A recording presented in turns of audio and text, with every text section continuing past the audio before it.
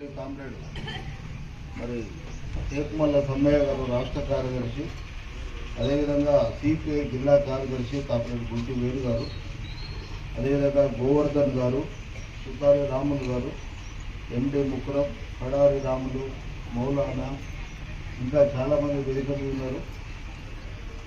అదేవిధంగా ఈ కార్యక్రమంలో ఈ మన అధ్యక్షుల వారు కూడా మరి ఇందులో పాల్గొంటున్నట్టు ఉంది, రవి అని. ఈ మహాసభలు వాస్తవానికి చూస్తే రాష్ట్రంలోనే అసంఘటిత రంగంలో భారీ సంఖ్యలో బీడీ రంగంలో పనిచేస్తున్నారు. తెలంగాణ రాష్ట్రంలో దాదాపుగా 6 నుంచి 8 లక్షల మంది బీడీ కార్మికులు పనిచేస్తూ అనేక ఇబ్బందులకు, కష్టాలకు, బాధలు పడుతూ తమ కుటుంబాలను పోషించుకునేందుకోసమే ఈ కఠినమైనటువంటి బీడీ పరిశ్రమలో పనిచేస్తున్నారు. కానీ ఎన్నో సంవత్సరాలుగా పోరాటాలు, ఉద్యమాలు చేస్తున్నటువంటి మనం ఈ ప్రభుత్వాలలో మార్పు రావడం లేదు. మనం ఏమడుగుతున్నాము, 1000 బీడీలు తయారు చేస్తే వాళ్ళు ఏదో 449 రూపాయలు ఇస్తున్నారని చెప్పి, అది కూడా ఏమాత్రం సరిపోతలేదు, దాన్ని పెంచాల్సిన అవసరం ఉందనేది. అదేవిధంగా బీడీ కార్మికులు ఎవరైతే పని చేస్తున్నారో వారందరికీ సరైనటువంటి పని లేదు. నెలకు 30 రోజులు ఉంటే దానిలో ప్రభుత్వ రంగం కానీ ప్రైవేట్ రంగంలో కానీ పనిచేస్తుంది 26 రోజులు పనిచేస్తారు. మనం అది అడుగుతున్నాం, 26 రోజులు పనిచేసేటువంటి అవకాశాన్ని బీడీ పరిశ్రమ కల్పించాలి. అదేవిధంగా మనం తయారు చేయడానికి కావలసినటువంటి ముడి సరుకులు ఏవైతున్నాయో, ఈ పదార్థాలు ఏవైతున్నాయో, ఆకు కానీ, అదేవిధంగా తంబాకు కానీ, దారం కానీ, వాటిని కూడా సరఫరా చేయకుండా మన పనికి ఆటంకం కలిగిస్తున్నటువంటి యాజమాన్యాలు ఉన్నాయి. ఇదే సందర్భంలో చూస్తే ఈ బీడీ పరిశ్రమ 1976లో మరి కేంద్ర ప్రభుత్వం ఒక చట్టం తెచ్చింది. ఆ చట్టం ప్రకారము ఈరోజు భవన నిర్మాణ కార్మికులకు ఏ విధమైనటువంటి చట్టం ఉందో అది 76లో వచ్చింది. ఇదేమో మనం చూస్తే మరి చాలా ఘోరమైన పరిస్థితి. బీడీ పరిశ్రమను కూడా పరిశ్రమగా చూడాలని, ఆ పరిశ్రమలో మరి చూస్తే ఎవరైతే యజమానులతోటి, కార్మికులతోటి స్టాండింగ్ కౌన్సిల్ ఏర్పాటు చేసి ఈ కార్మికుల సమస్యల్ని పరిష్కారం చేయాలని చెప్పి ఆ చట్టం చెప్తున్నా ఈనాటికి ప్రభుత్వాలు దాన్ని పట్టించుకోవడం లేదు.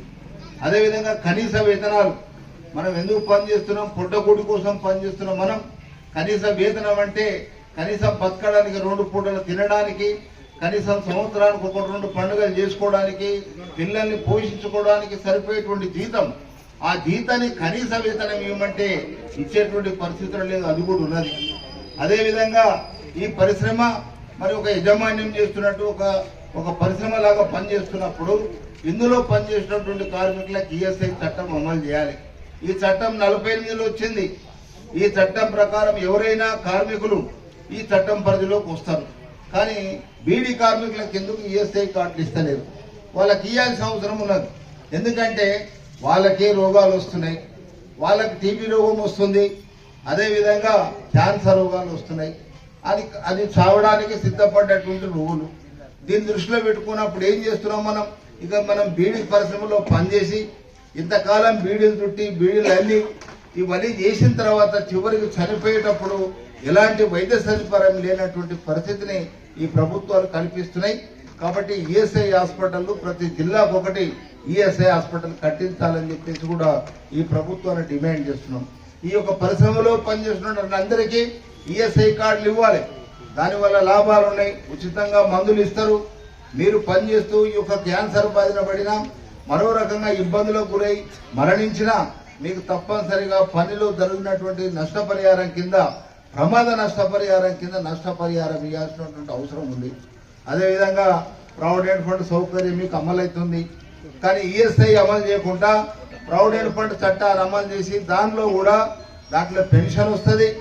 దాంట్లో మనం పనిచేస్తున్నప్పుడు చనిపోతే లింక్డ్ ఇన్సూరెన్స్ స్కీమ్ కింద 7,50,000 రూపాయలు ఇవ్వాలని చెప్పి చట్టం చెప్తున్నా ఇక్కడ ఉన్నటువంటి వాళ్ళు ఎవరు కూడా తీసుకోలేదని చెప్తున్నటువంటి పరిస్థితి ఉంది. అంటే యాజమాన్యాలు కానీ, ప్రావిడెంట్ ఫండ్ కార్యాలయానికి సంబంధించినటువంటి అధికారులు కానీ అదే సందర్భంలో అవగాహన కలిగించకుండా కార్మికులకు నష్టం చేస్తున్నటువంటి పరిస్థితి ఉంది. దాన్ని కూడా మనం తీవ్రంగా వ్యతిరేకిస్తున్నాం. ఇలాంటి పరిస్థితుల్లో మనం లెక్కకు మించిన పని చేస్తారు, ఎప్పుడూ అరుగుతూనే ఉంటారు. దానికి ఒక కాల పరిమితి లేదు. అదేవిధంగా పనిచేస్తున్నటువంటి చోట వాతావరణం మంచిగా ఉండాలి, మంచి గాలి ఉండాలి, మరి అదే పరిస్థితుల్లో పనిచేసే పరిస్థితులు ఉండాలి. ఇలాంటివి కూడా కల్పించలేనటువంటి పరిస్థితుల్లో ఈ యొక్క యజమాన్యాలు ఉన్నారు. అది కూడా దృష్టిలో పెట్టుకోవాలి. అదే సందర్భంలో మనం ఏమంటున్నామంటే కనీసం 3 నెలలకు ఒకసారి ఈ యొక్క బీడీ పరిశ్రమలో ఉచిత వైద్య శిబిరం ఏర్పాటు చేయాలి. ఏమైనా చిన్న పెద్ద రోగాలు కానీ జబ్బులు కానీ వచ్చుంటే దానికి సంబంధించినటువంటిది యజమాని బాధ్యత వహిస్తూ వైద్య సౌకర్యం కల్పించాల్సిన అవసరం ఉన్నది. ఇలాంటి పరిశ్రమలో పనిచేస్తున్నాం. ప్రాణానికి ప్రమాదం ఉందని తెలిసి 10 గంటలు ఎక్కువ చేసుకుంటా మనం యజమాని దగ్గర పనిచేస్తున్న యజమాని మనల్ని కార్మికులుగా గుర్తించలేని పరిస్థితుల్లో ఈరోజు మనం ఉన్నాం. ఇలాంటి పరిస్థితుల్లో మనకేంటంటే మనకు యూనియన్ ఉన్నది. ఇది ఏఐటీసీ యూనియన్. ఇది పోరాటాలు ఉద్యమాలు చేస్తుంది. కార్మికుల పక్షాన పోరాటాలు ఉద్యమాలు చేస్తున్న సందర్భంలో గత 10 సంవత్సరాల ముందు ఈ దేశానికి మరి శని పెట్టినటువంటి మోడీ ప్రభుత్వం అధికారానికి వచ్చిన తర్వాత మనం అనేక పోరాటాలు ఉద్యమాలు చేసి సాధించుకున్నటువంటి 44 కార్మిక చట్టాలలో 29 కార్మిక చట్టాలను సమూలంగా రద్దు చేసి వాటి స్థానంలో కేవలం 4 కోడ్లు తెచ్చి ఆ కోడ్లు కూడా మీ బేడీ పరిశ్రమ యజమానుల మేలుగా రేటట్టు ఈ దేశంలో పనిచేస్తున్నటువంటి యజమాన్యాలకు కాంట్రాక్టర్లకు లాభం కలిగినట్టు ఈ మోడీ ప్రభుత్వం చేసి ఈ యొక్క దేశంలో 47 కోట్ల మంది మీలాంటి కార్మికులు పనిచేస్తున్నారు. ఈ 47 కోట్ల మందికి నష్టం చేసేటువంటి పనిని బీజేపీ ప్రభుత్వం తీసుకొచ్చింది. దాని వ్యతిరేకంగా ఇప్పటికే ఈ దేశంలో 27 సార్లు మనం ఏఐటీసీగా ఇతర కార్మిక సంఘాలు అన్ని కలిపి పోరాటాలు ఉద్యమాలు చేస్తున్నాం. అయినా ప్రభుత్వం కడుగు ముందుకేసలేదు. ఇప్పుడే ఈ మధ్యన మళ్ళీ రూల్స్ ఫ్రేమ్ చేసి ఆ లేబర్ కోడ్లను చట్టాల కింద మార్చేసి అమలు చేస్తామని చెప్పేటువంటి ప్రయత్నంతో రేపు 26వ తారీఖు నాడు అంటే ఈ రోజు మనం 24 ఉన్నాం. రేపు లేదు ఎల్లుండి దేశవ్యాప్తంగా నిరసన కార్యక్రమాలు చేస్తున్నాం. లక్షలాది మంది రోడ్ల మీదకి వస్తున్నారు కార్మికులు. ఈ కేంద్ర ప్రభుత్వ విధానాన్ని ఎండగడుతూ దాన్ని వ్యతిరేకిస్తూ నిరసన కార్యక్రమాలు చేస్తూ దేశవ్యాప్తంగా కార్యక్రమాలు చేస్తున్నాం. ఈ సిరిసిల్ల పట్టణంలో కూడా అన్ని రకాల కార్మికులు, గ్రామ పంచాయతీ కార్మికులు, మున్సిపల్లో పనిచేస్తున్నారు, అదేవిధంగా బీడీ కార్మికులు ఇట్లా ఏం లేదు, అన్ని రంగాలలో పనిచేస్తున్న కార్మికులు వందలాది మంది రోడ్ల మీదకి వచ్చి ఈ కేంద్ర ప్రభుత్వ కార్మిక వ్యతిరేక విధానాల వ్యతిరేకంగా పోరాటాల ఉద్యమాల్లో ప్రత్యక్షంగా పాల్గొనాలని చెప్పేసి కోరుతున్నాం. ఇదే సందర్భంలో దృష్టిలో పెట్టుకొని ఈ ప్రభుత్వాలన్నీ కూడా మన యొక్క కార్మికుల సమస్యల్ని పరిష్కారం చేయడానికి సిద్ధంగా లేదు. కాబట్టి మన మార్గం ఒకటే మార్గం, పోరాటాలు చేస్తాం, ఉద్యమాలు చేస్తాం. మనకు ఎదురుగా ఎంత మొనగాడు ఉన్నటువంటి యజమాని అయినా సరే అతను మనం లెక్కలేదు. మన పోరాటాల ద్వారా, ఉద్యమాల ద్వారా, మనం చేసే సమ్మెల ద్వారా వాని మెడలుంచి కార్మికుల యొక్క సమస్యల్ని ఏఐటీసీ ఎర్ర జెండా పోరాడి సాధిస్తుంది. ఎప్పటికీ మీ ఎమ్మ ఉంటుంది, మీ పోరాటాలలో ఉంటుంది. మీరు కూడా ఈ యొక్క ఎర్ర జెండాలో పాల్గొంటూ అదేవిధంగా యూనియన్ను బలోపేతం చేసుకుంటూ ఉండాల్సినటువంటి అవసరం ఉంది. మరొక విషయం ఏంటంటే బీడీ కార్మికులు అంటే చాలా జిల్లాల్లో చాలా రకాలుగా కార్మిక యూనియన్తో సంబంధాలు లేవు. యూనియన్తో సంబంధాలు ఉండాలి, కానీ ఠేకాదారులతోని వర్కర్స్ కు సంబంధం ఉంది. వర్కర్స్ కు మా యూనియన్ వాళ్ళకు సంబంధం లేకపోవడంతో సమస్యలు వస్తున్నాయి. మీరు యూనియన్ లో మెంబర్షిప్ తీసుకోవాలి, యూనియన్ లో మెంబర్లు కావాలి, ఆ విధంగా యూనియన్ ఆఫీస్ కు రావాలి.